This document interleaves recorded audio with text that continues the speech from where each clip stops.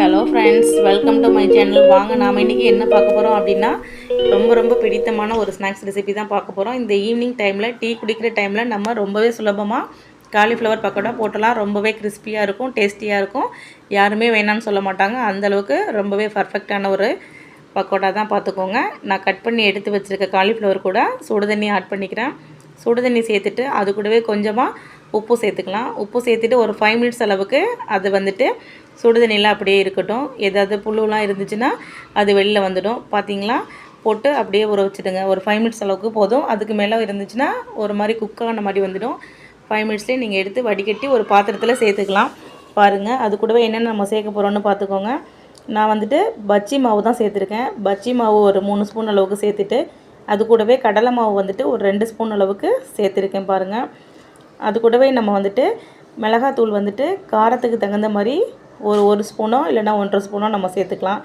எல்லாத்தையும் சேர்த்துட்டு கொஞ்சமாக தண்ணி ஊற்றிட்டு நல்லா பிசைஞ்சு எடுத்துக்கலாம். தண்ணி வந்து அதிகமாக சேர்த்துடாதீங்க, நம்மளுக்கு கிறிஸ்பியாக கிடைக்காது. பார்த்திங்களா, பஜ்ஜி மாவில் ஆல்ரெடி சால்ட்டு இருக்கிறதுனால நம்ம சால்ட்டு போட்டு ஊற வச்சதுனால நான் சேர்த்துக்கல.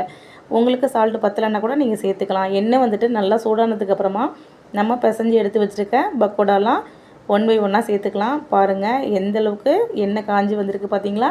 இந்த டைமில் தான் நம்ம போட்டு ஒன்றா திருப்பி விட்டுட்டு எடுக்கணும். பார்த்தீங்களா, இந்தளவுக்கு டேஸ்ட்டான பக்கோடாவை உங்களாலையும் வீட்டில் செய்ய முடியும்னு நான் நினைக்கிறேன். என்னோடய பக்கோடா வந்து அந்தளவுக்கு டேஸ்ட்டாக வந்திருக்குது. பார்த்தீங்களா, பார்க்கவே சூப்பராக இருக்குல்ல. இதெல்லாமே நம்ம எடுத்துகிட்டு எண்ணெயெல்லாம் வடிச்சிட்டு ஒரு பிளேட்டுக்கு நம்ம மாற்றிக்கலாம். இந்த பக்கோடாவை வந்துட்டு ஈவினிங் டைமில் டீ குடிக்கிற டைமில் நீங்கள் டக்குன்னு போட்டு முடிச்சிடலாம். ரொம்பலாம் டைம் எடுக்காது. நம்ம வீட்டில் உள்ள பொருளை வச்சு நம்ம டக்குன்னு போட்டலாம். மீதமுள்ள பக்கோடாலாம் நம்ம 1 பை 1 போட்டு எடுத்துக்கலாம். பார்த்திங்களா, இந்த மாதிரி பக்கோடா செய்கிறதுக்கு உங்களுக்கு கம்மியான பொருள் தான் தேவைப்படும்.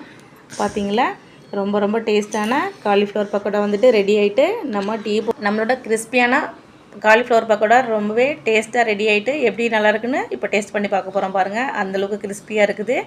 நம்ம வந்துட்டு டீ குடிச்சிட்டு சைட்லேயே பக்கோடாவையும் சாப்பிட்றலாம். ரொம்ப இந்த டேஸ்ட்டான பக்கோடாவை வந்துட்டு நம்ம டொமேட்டோ சாஸ் கூட சேர்த்து சாப்பிட்லாம். ரொம்ப லைக் பண்ணுவாங்க பசங்களாம். நீங்களும் உங்கள் வீட்டில் செஞ்சு கொடுங்க பசங்களுக்கு.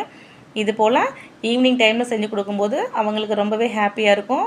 செஞ்சு கொடுத்து அசத்துங்க பார்க்கலாம். இது போல் டேஸ்ட்டாக செஞ்சுருந்தீங்க அப்படின்னா கமெண்ட்ஸில் சொல்லுங்கள்.